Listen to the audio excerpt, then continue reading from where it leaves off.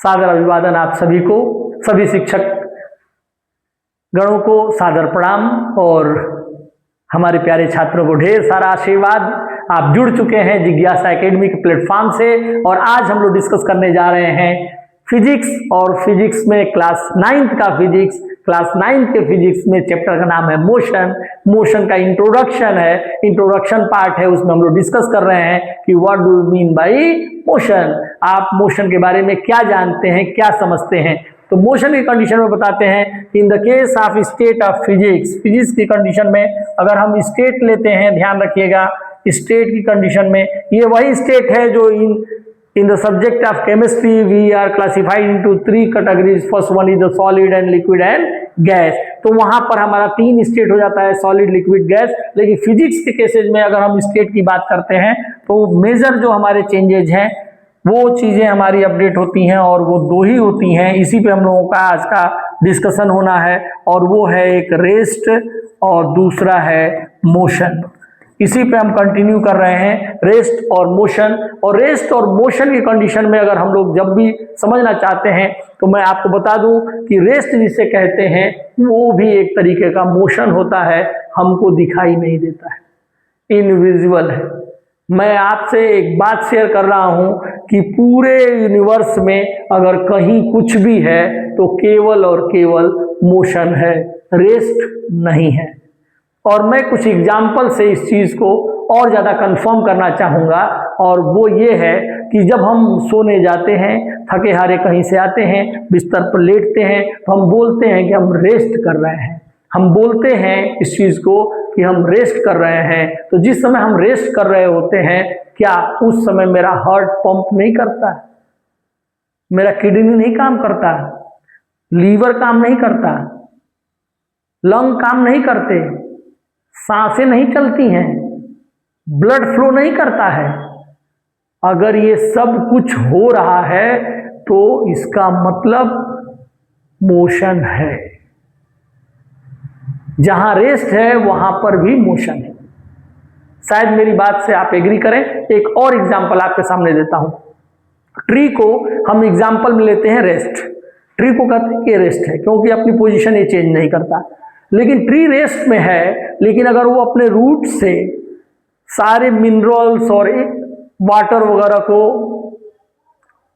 सक करके खींच करके लेके जा रहा है ऊपर, लीव्स में, उसके फ्लावर में, फ्रूट में, इस तरीके से सारी चीजों को डिस्ट्रीब्यूट कर रहा है, तो क्या वहां पर मोशन हो रहा है या नहीं? पानी जड़ में डालते हैं कि पत्तियों पे जा जाके डालते हैं? अगर जड़ में डालते हैं और पत्तियों तक पहुंच रहा है, इसका मतलब उसके अंदर भी कोई ना कोई एक स्ट्रक्चर है, कोई ना कोई एक सिस्टम है, जो सिस्टम रूट से लेकर के फ्रूट तक हर एक जगह पर कनेक्टेड है और जा रहा है। तो ये दूसरा एग्जाम्पल था आपके लिए कि यहाँ पर भी जिसको हम रेस्ट कर रहे हैं वो मोशन है। छत पे खड़े होकर के अगर हम चांद देखते हैं और हमको चांद एक जगह स्थिर रेस्ट में दिखाई देता है तो हम मान लें कि चांद मून रेस्ट में है, लेकिन हमारा साइंस नहीं मानेगा। आपने भी पढ़ा होगा, कहीं ना कहीं आपका ध्यान गया होगा कि चांद जो मून है वो नेचुरल सैटेलाइट है हमारी अर्थ का, पृथ्वी का प्राकृतिक उपग्रह है और यह लगातार कंटिन्यूअस हमारे अर्थ को रिवॉल्व कर रहा है, चक्कर लगा रहा है। तो चक्कर लगा रहा है तो मोशन में है, लेकिन हमको दिख कैसा रहा है? रेस्ट में।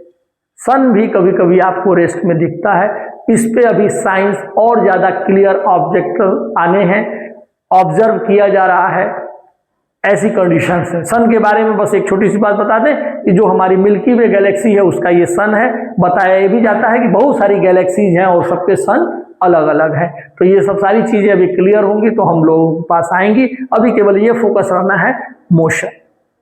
तो आज मैंने आपके सामने बात रखी कि मोशन और रेस्ट, दो होते हैं हमारे स्टेट, रेस्ट और मोशन। लेकिन इन जनरल प्रैक्टिकली अगर हम ऑब्जर्व करें, फील करें तो हमको ये पता लगेगा कि रेस्ट और मोशन में केवल एक ही स्टेट है और वो स्टेट है मोशन।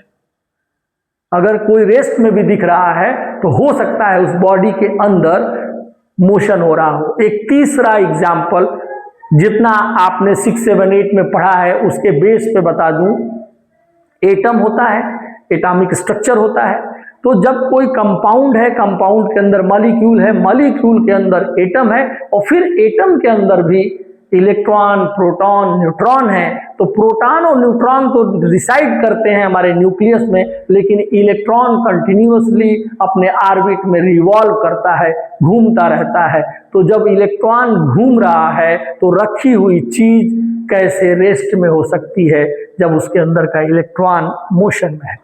तो इसलिए मैं फिर से कहूंगा आपसे कि अब हम लोग चैप्टर के सिलेबस के अकॉर्डिंग 1 बाय 1 लेकर के नेक्स्ट वीडियो में आपको समझाएंगे कि इस चैप्टर का इंपॉर्टेंस क्या है, इस चैप्टर से हमको कौन कौन सी चीजें क्लियर होंगी, कॉन्सेप्ट कैसे हमारे बनेंगे और हमारा नॉलेज कैसे अपडेट होगा, मार्क्स कैसे आएंगे। लेकिन आज के इस छोटे से एक वीडियो में केवल मैंने बात ये रखी कि रेस्ट और मोशन कहते हैं, लेकिन in general, in practical motion ही होता है। रेस्ट केवल एक देखने का तरीका है कि हम लोग जिस चीज को देखते हैं कि रेस्ट में है, उसके अंदर भी मोशन है, ये समझाने और बताने का प्रयास किया। साइंस केवल ऐसा नहीं है कि जो बुक में लिखा हुआ है उसी को केवल बताया जाए। साइंस ऑब्जर्वेशन और फीलिंग पर भी बेस्ड है, जो आप फील करते हैं। तो मुझे जो समझ में आया वो मैंने आपको शेयर किया है, बताया है।